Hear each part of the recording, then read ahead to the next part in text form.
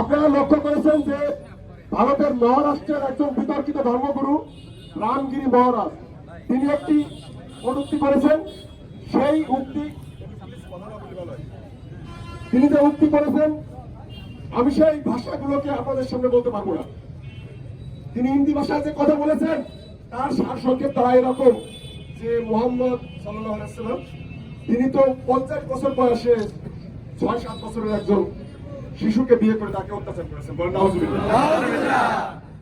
মোহাম্মদ সাল্লাল্লাহু আলাইহি ওয়াসাল্লাম কি নারীর লোভে বিয়ে করেছেন? তাকে আল্লাহর নির্দেশ প্রাপ্ত হয়ে বিয়ে করেছেন।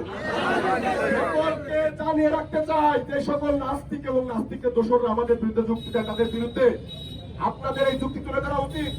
মহানবী সাল্লাল্লাহু আলাইহি ওয়াসাল্লাম একজন বিধবা নারীকে বিবাহ করেছিলেন এবং সেই নারী হযরত খাদিজা রাদিয়াল্লাহু তাআলা যতদিন জীবিত ছিলেন আর কোন নারীকে মুহাম্মদ সাল্লাল্লাহু আলাইহি ওয়াসাল্লাম বিবাহ করেন নাই।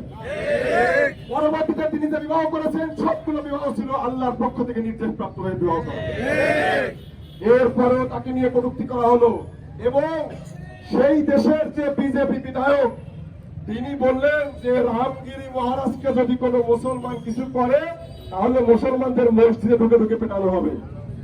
তাহলে আপনাদেরকে বলি আজকে আমাদের বাংলাদেশের কোন সরকারের কোন লোক বা এমপি মন্ত্রী যদি বলে যে হিন্দু ভাইদের মন্দিরে ঢুকে ঢুকে পেটানো হবে তাহলে কি অবস্থা হতো আপনারা বলেন?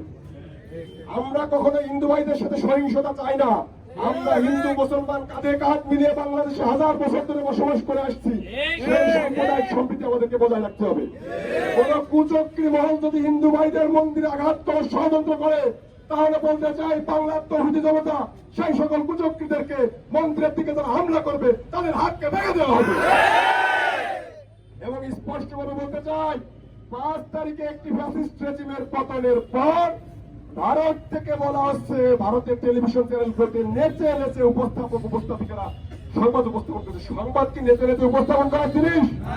তারা নেচে নেচে উপস্থাপন করে বলছে বাংলাদেশে আর কোনো হিন্দু থাকলো না, বাংলাদেশে সব হিন্দুদের মেরে কেটে শেষ করে দেওয়া হচ্ছে। বলেন না আমরা কি করে হিন্দুদেরকে মেরে কেটে শেষ করে দিতে চাই? তারা আমাদের ভাই তাদেরকে নিয়ে থাকতে চায়। তাহলে আমি বলতে চাই তোমরা যদি বাংলাদেশের সংখ্যালঘুদের নিয়ে মিথ্যাচার করো তাহলে করোনা ভাইরাসের আগে দিল্লিতে যে দাঙ্গা বাঁধিয়েছিলে তোমরা সেই দাঙ্গাতে 1000 মুসলমানকে হত্যা করা হয়েছিল, হাজারো মুসলমানদের বাড়িঘর পুড়িয়ে দেওয়া হয়েছিল। সেই সময় তোমাদের সংখ্যালঘু অধিকার কোথায় ছিল? খেয়াল করতে হবে এই ভারত আমাদের বাংলাদেশের সংখ্যালঘু নির্যাতনের কথা বলে আমাদের উপরে যে মিথ্যা অপবাদ দেয় সেই অপবাদের বিরুদ্ধে এই সরকারকে সোচ্চার ভূমিকা পালন করতে হবে।